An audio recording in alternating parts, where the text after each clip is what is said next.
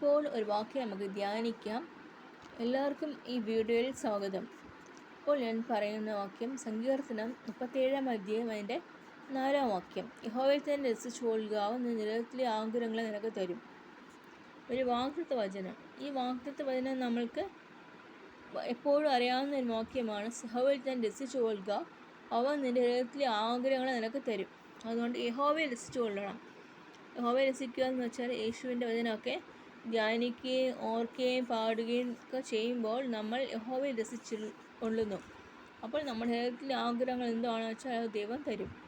ഹൃദയത്തിലെ ആഗ്രഹം എൻ്റെ പഠനത്തിൽ നല്ല മാർക്ക് സ്കോർ ചെയ്യുക, അത് എനിക്കൊരു നല്ല വീട് വേണം, എനിക്ക് നല്ല ലൈഫ് വേണം, ഇതൊക്കെ ആലോചിച്ച് നമ്മൾ പ്രാർത്ഥിക്കുന്ന ഒരു പ്രാർത്ഥനയിലും കർത്താവ് അത് സാധിപ്പിക്കുന്നത്. യഹോവയിൽ രസിച്ചു കൊള്ളുന്ന വേറൊരു വ്യക്തി ആരാ? ദാവീദ്. വേറൊരു വ്യക്തി ആരാ?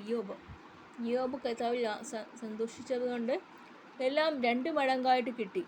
എല്ലാം നഷ്ടപ്പെട്ട യോബിന് തിരിച്ച് 2 മടങ്ങ് അനുഗ്രഹം കൊടുത്തെന്ന് വായിക്കുന്നത്. യോബിൻ്റെ മക്കൾ അവരെ നല്ല റോയലാണെന്ന് നമ്മൾ അറിയാൻ സാധിക്കും. അങ്ങനെയായിട്ട് ബൈബിളിലുണ്ട്, യോബിൻ്റെ പുസ്തകത്തിലുണ്ട്. യോബിൻ്റെ മക്കളും ഭാര്യയെല്ലാം തിരിച്ച് 2 മടങ്ങായിട്ട് അനുഗ്രഹമായിട്ട് അവർ കടന്നെത്തിയെന്ന് അറിയാൻ പറ്റും. അതുകൊണ്ട് നമ്മുടെ ജീവിതത്തിലും കർത്താവിൻ്റെ വചനത്തെ ധ്യാനിക്കാം. രാവും പകലും അവൻ്റെ വചനം ധ്യാനിക്കാം. നമ്മൾ വാക്യം നമ്മൾ വായിക്കുന്നത് നമുക്ക് ധ്യാനിക്കാം. ചെറിയ പ്രായത്തിൽ ഞാൻ ധ്യാനിക്കുമായിരുന്നു.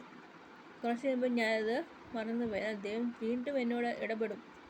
ദൈവം ഇടപെടുമ്പോൾ കർത്താവ് പറയുന്ന വഴിയിൽ നടക്കുവാൻ നമ്മളെ ആഹ്വാനം ചെയ്യുന്നു. അതിനടുത്തൊരു മുൻപുള്ള വാക്യം, യഹോവയിൽ ആശ്രയിച്ച് നന്മ ചെയ്യുക, ദേശത്ത് പാർത്ത് വിശ്വസ്ത ആചരിക്കുക.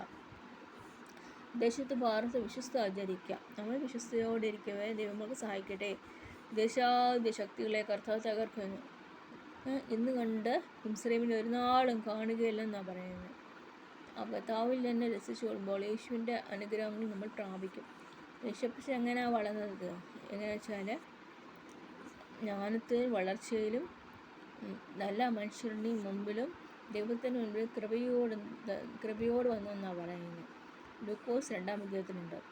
അതുകൊണ്ട് നമ്മുടെ ജീവിതത്തിലും കർത്താവിൻ്റെ വാഗ്ദത്തവചനം നാം മുറുകെ പിടിക്കാം. യഹോവയിൽ തന്നെ രസിച്ചു കൊള്ളുക, അവൻ ഹൃദയത്തിലെ ആഗ്രഹങ്ങളെ നിനക്ക് തരുമെന്നാണ് വാഗ്ദത്ത വചനം. അതിന് മുൻപത്തെ വാക്യമാണ് യഹോവയിൽ തന്നെ വിശ്വസ്ത ആചരിക്കുവാൻ നമ്മൾ കടംപെട്ടവരാണ്. അത് ദൈവം നമ്മളെ സഹായിക്കട്ടെ. വിശ്വസ്തയോടായിരിക്കാൻ നമ്മൾ ഓരോ ദിവസവും കർത്താവ് നടത്തും. സുശേഷ ചെയ്യുമ്പോൾ അനേക കഷ്ട പ്രയാസങ്ങൾ കടന്നെത്തുന്നതെല്ലാം മാറ്റി തരുന്ന കർത്താവ്.